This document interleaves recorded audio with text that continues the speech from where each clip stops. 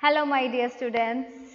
So welcome back to our English class. Today we are going to learn a new chapter titled Rip Van Winkle. It is very interesting story. It is also a very famous story. So let's know the author first.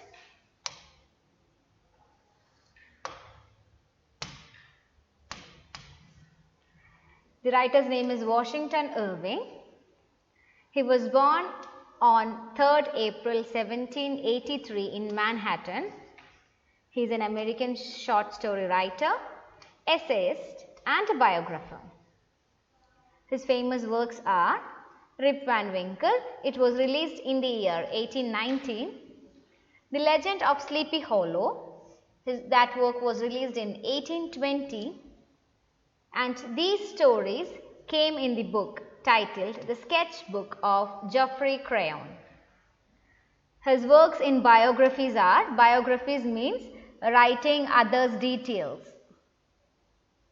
So he has written about Oliver Goldsmith, Muhammad and George Washington. He died in the year 1859 on November 28 in New York.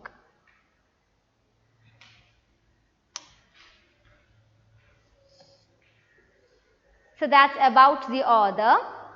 It's a very interesting story. Actually, the story that we are going to learn today is an adapted from a novel, Rip Van Winkle. So it's a summary of that particular story. So we'll start.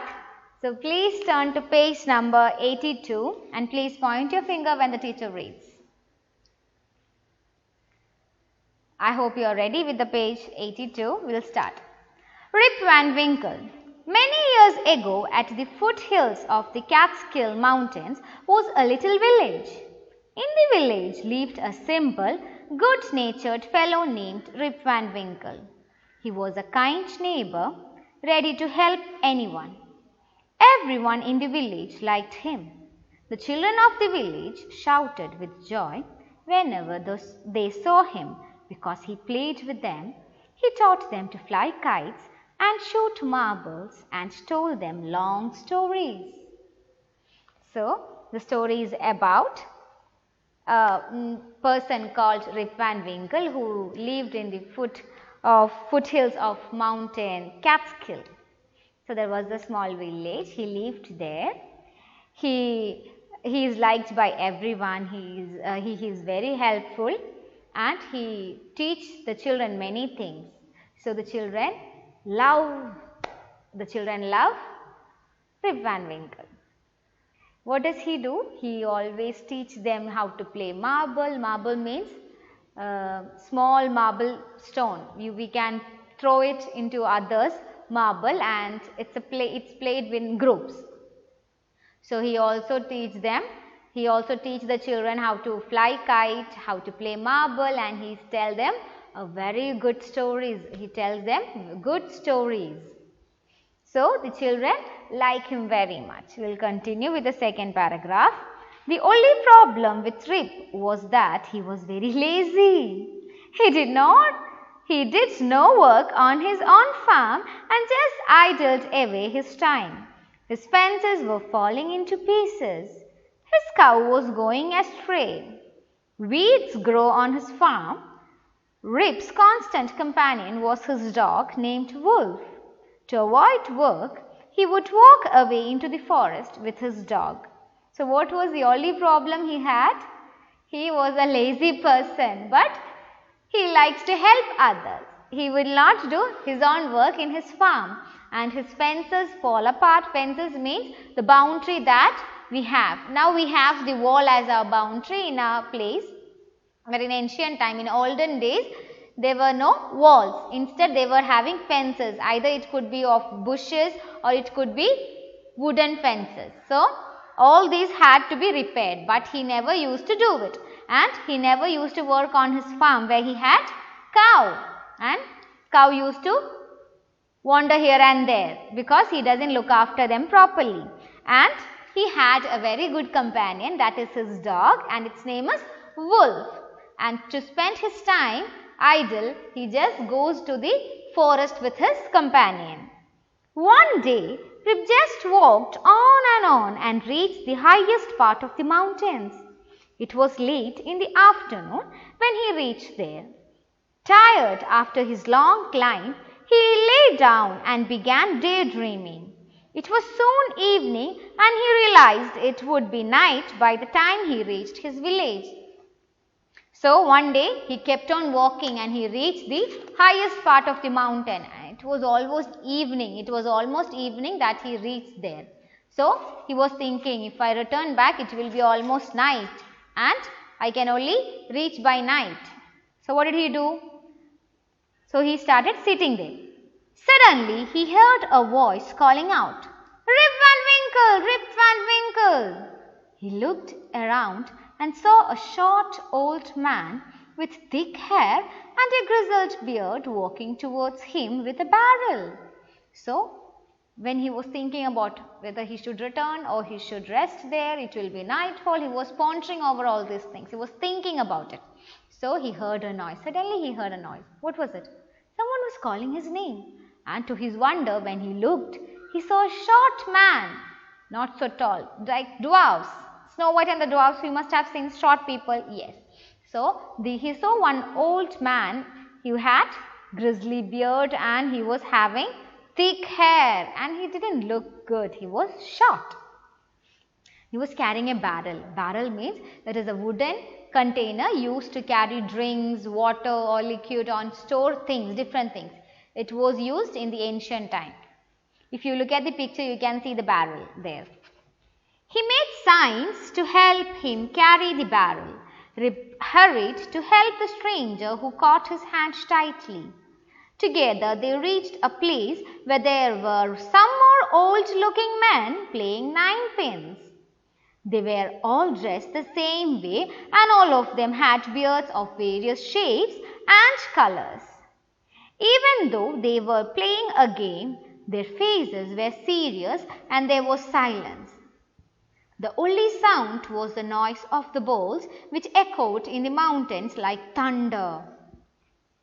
So, this old man caught hold of Rip Van Winkle's hand by which he could not escape and due to that he had to help this old man carry the barrel and they went forward and they reached a place where Rip Van Winkle could find many more old men just like him and they had same color dress and they had different shapes and colors of beards. So, they looked very strange to Rip Van Winkle. And what were they doing? They were playing ninepins. Ninepin is a game where you throw a ball to bottle like wooden bottles. Okay, now we have bowling. We throw a ball. Most of you must have seen that. That is bowling. Here we say it ninepins. So, everyone was playing. Even though they were playing, instead of having fun, all were very serious and the only sound heard was the echo of the ball hitting the ninepins and it was echoing in the mountain. We will continue. As Rip and his companion reached them, they stopped playing and stared at Rip with a fixed gaze. Rip was really frightened. His companion emptied the contents of the barrel into glasses and made Rip drink it.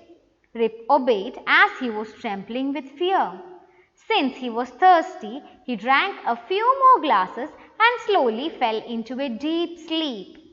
So, when the old men saw their friend, they started staring at Rip also. They started staring at him and Rip was so frightened, he doesn't know what to do. There are so many people in strange appearance. They appeared very strange to him. They did not look as normal people.